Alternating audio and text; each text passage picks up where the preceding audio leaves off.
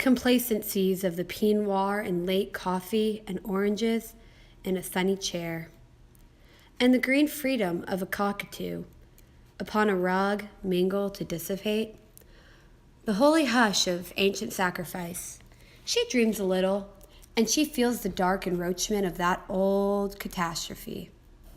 As calm darkens among water lights, and pungent oranges and bright green wings seem things in the procession of the dead, winding across wide water without sound.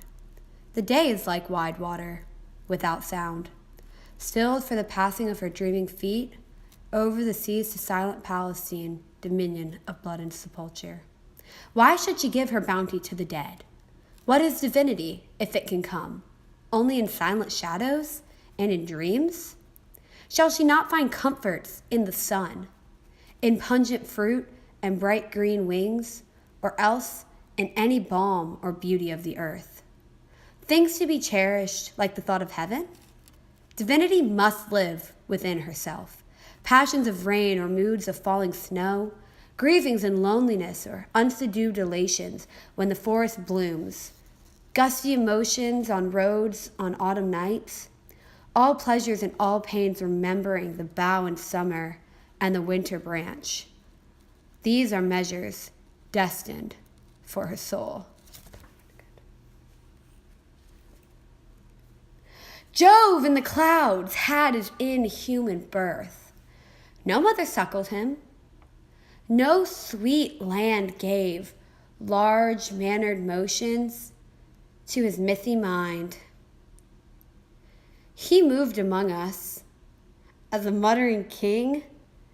Magnificent would move among his hands until our blood commingling virginal with heaven brought such requital to desire the very hinds discerned it in a star.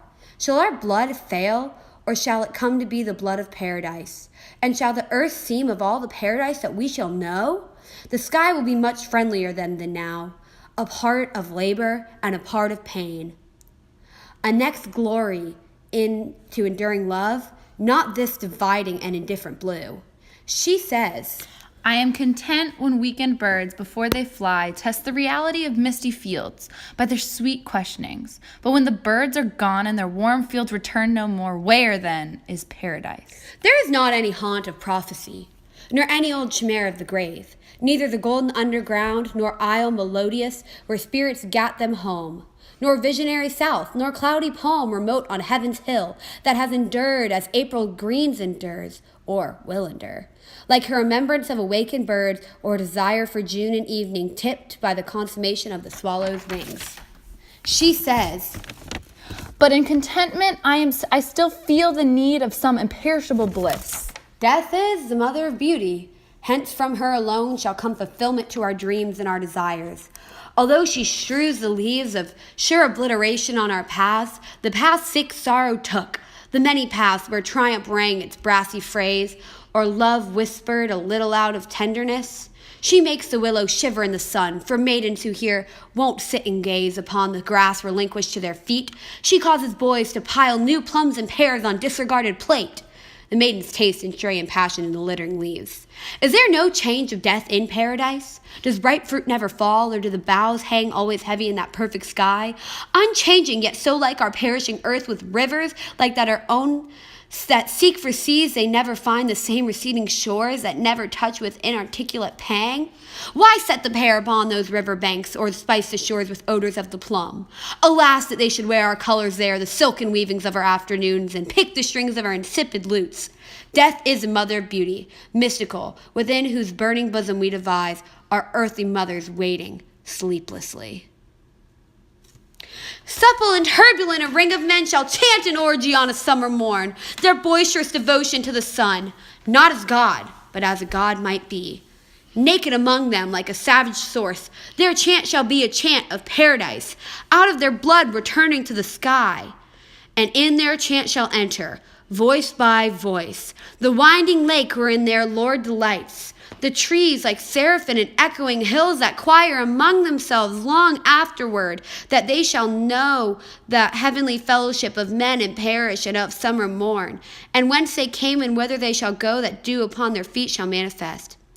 She hears upon that water without sound a voice that cries, "The tomb in Palestine is not the porch of spirits lingering. It is the grave of Jesus, where he lay." We live in an old chaos of the sun, or old dependency of day and night, or island solitude, unsponsored, free of that wide water inescapable. Deer walk upon mountains, and the quail whistle about us their spontaneous cries. Sweet berries ripen in the wilderness and in isolation of the sky.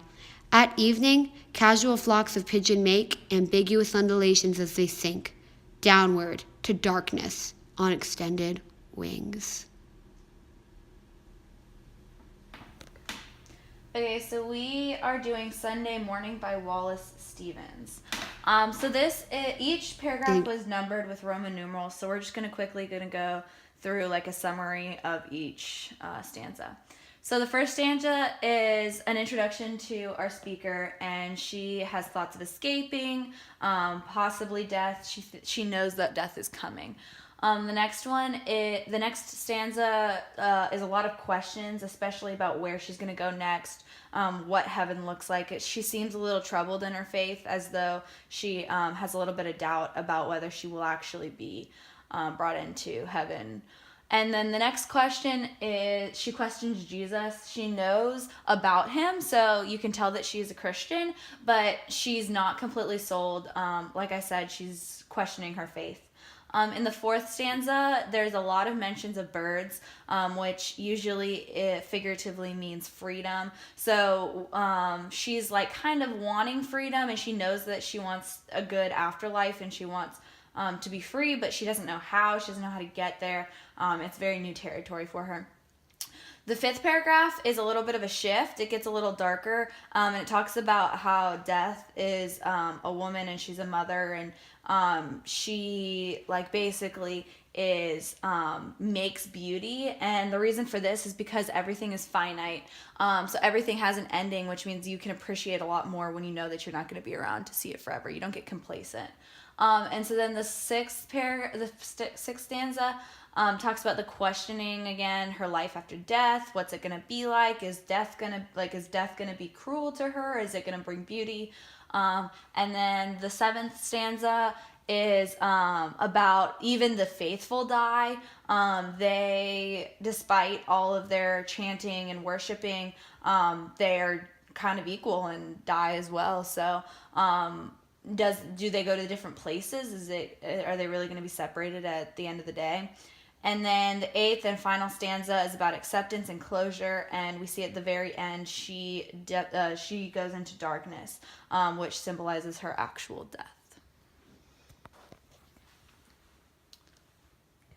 So the soapstone of this poem, the speaker is third person omniscient. They know the thoughts of the woman who's dying, so they're omniscient, but it's third person. It's not a direct like talking about themselves with I. The occasion is a woman who's dying, and she's wondering what's next. So she's one of the lucky few who knows when her death is coming, and she is able to prepare herself. And in this, we see the doubt and the shake in her faith right before she actually does die. The Christians, or the audience is Christians, because there's a lot of Jesus and a lot of religious illusions, but it's also for doubters to and people who are not quite as strong in their faith and who are wondering, like they're not alone in this. They're not. Everybody doubts at the very end, and then the purpose is that everyone is equal in death, and that you really need to hit that place of acceptance before you go. And that it's just kind of a process, especially if you know that you're going to be dying relatively soon. And so the speaker is, the subject is questioning an afterlife. What's it going to look like? Who's going to be there? Is it going to be as beautiful as what that we've known here on earth? And then the tone is doubtful, very doubtful in the beginning. A lot of questions and punctuation.